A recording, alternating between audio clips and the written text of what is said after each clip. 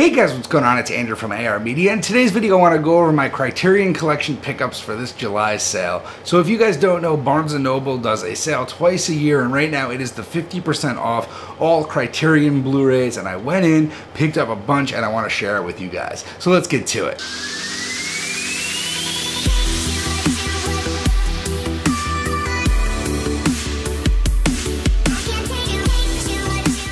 So for those who don't know, Criterion releases Blu-rays and DVDs, and what they do is they rescan and do retransfers and add a ton of special features and really make it worth the price of entry. I will say they are quite expensive. They're $40 retail, but with the 50% off, they're $20. I really only shop during the 50% off sales, but they have amazing movies in the collection, a lot of classics in the collection, and they do an amazing job at doing these new restores and new transfers, and all of them are director approved.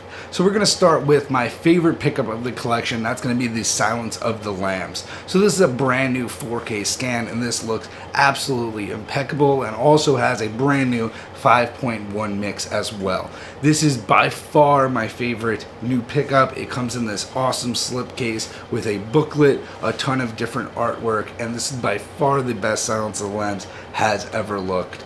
I am so excited about this release and so glad I was able to add it to my collection. I will also be doing a video soon about the Vudu 4K Dolby Vision version versus this version, and I will say that the results are interesting. Next up, we got David Fincher's The Game. Now this was a favorite of mine, and I've been waiting to pick this one up until the next sale. This was made in 1997, right after David Fincher's success with Seven, and I'm a huge Fincher fan from Fight Club to Seven to Gone Girl. I really like all of his work, and this one doesn't disappoint as well. It has a lot of the psychological thriller aspects that most of his movies have, a lot of twists and turns, a lot of puzzles, and it kind of gives you a new look at the really wealthy lifestyle of some of the people, and I really enjoyed this movie. Definitely give this one a look if you can.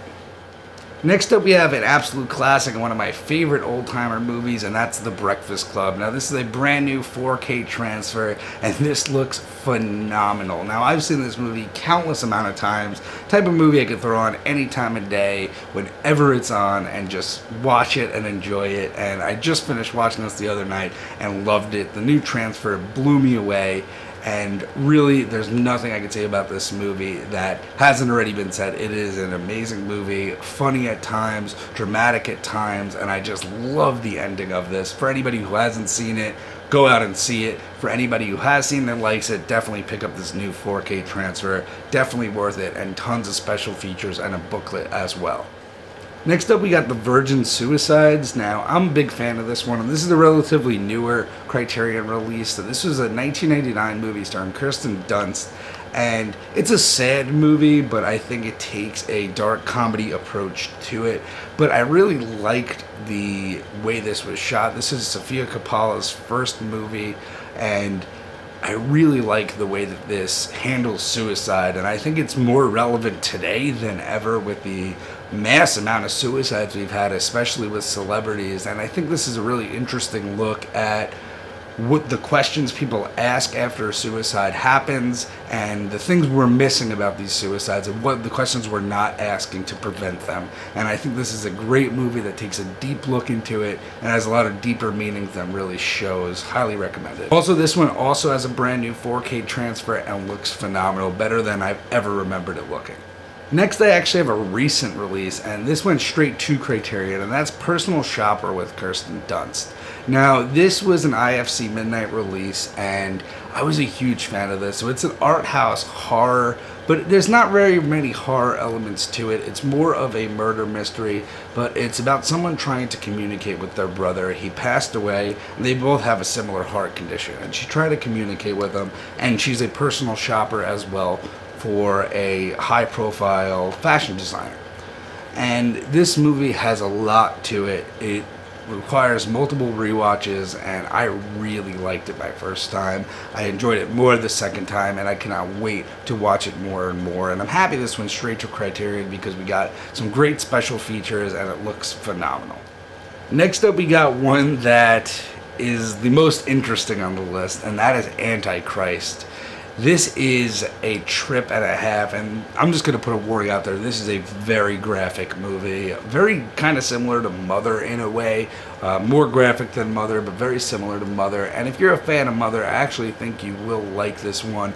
But it's an acquired taste. It's art house horror. It's graphic. It's brutal. It's an experience. Just see if you're ready for it. And if you are, let me know down in the comments what you thought of the movie. Next up, we have Frances Ha, and I actually got recommended this by Logan Toxic on his top 10 Criterion list. I haven't heard of it previously, and I watched it on Netflix first. It is on Netflix, and I fell in love with this movie. It's shot in black and white, and it stars Greta Gerwig, and it has a lot of similarities to Lady Bird, if any of you guys have seen that. It's a coming-of-age story with not the biggest plot or anything like that, kind of like you're a fly on the wall watching this girl's life. But there's just so much to relate to, and being 27 myself and she's 27 in this, there are just so many laugh out loud moments that are actually sad at points, but it's a great way of mixing comedy and drama, and it had just a perfect runtime on this. It was shot in black and white to kind of give it that Woody Allen Manhattan look, and really happy with this movie. It is also a pretty recent release. It went straight to the Criterion Collection, and I'm glad it did. Next up, we got Fear and Loathing in Las Vegas. Now, this is one of my favorite movies of all time. Seen it countless amount of times. I was so surprised I did not already have this in my Criterion collection. So glad to be adding this. Nice booklet, nice new transfer, and I've seen it so many times. I just can't wait to throw it in again. And last but not least, we have the Guillermo del Toro trilogy. So this is his Spanish trilogy. So this is going to be Cronos, The Devil's Backbone, and Pan's Labyrinth. And I'm a big fan of The Devil's Backbone and Pan's Labyrinth. I have not seen Cronos yet, but I just rewatched The Devil's Backbone, and it just solidified to me how much I love Guillermo del Toro's directing style and how much he used to really let loose back then, and I really enjoy that. I love Pan's Labyrinth, and I'm hoping really good stuff for Cronos as well. And it comes in this awesome box set where this part lifts off and it's like a little puzzle to unfold. It's really cool. Definitely recommend picking this one up while it's half off. It comes with a 100-page book as well, going deep diving into each movie. So anyway, guys, those are my pickups for this July. There might be a couple more sneaking in, but I just wanted to give you guys an idea of my July pickups. Let me know down below if you want a full Criterion Collection video. I will do that. It will be a bit long, but I will definitely do that for you guys. Let me know down below if you picked up any Criterions, and I'll see you guys in the next one.